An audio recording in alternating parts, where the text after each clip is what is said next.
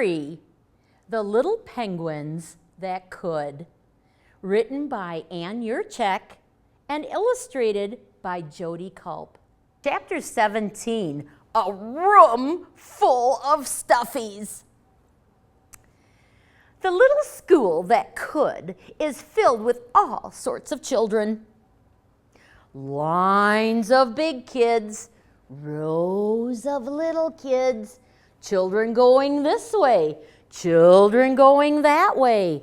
Mac rolled in behind a line of children waddling like a row of baby ducks. Mac hugged me tightly. I stopped my worry and gave it to Ostrich, who promptly buried it. I spied some penguins from the hall, and Mac's helper pushed Mac through the penguin kindergarten doorway. My job is to be brave, right? Mac holds me so I don't need to be scared. Penguin kindergarten? I was speechless. I must be in the right place. Stuffies, stuffies, stuffies, and more stuffies. Stuffies are everywhere.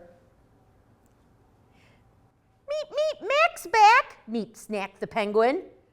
Mac's back, bawed Lamb. I thought he moved, mooed Cow. He did not, said Zebra matter-of-factly. Nay, whinnied Pony. Brave, Donkey brayed. Quack, quack, he's back, said Duck. Rabbit jumped for joy. Puppy and the dogs ran in circles, yipping and yapping. Ostrich even took her head out of the sandbox to see what was going on. All the stuffies cheered.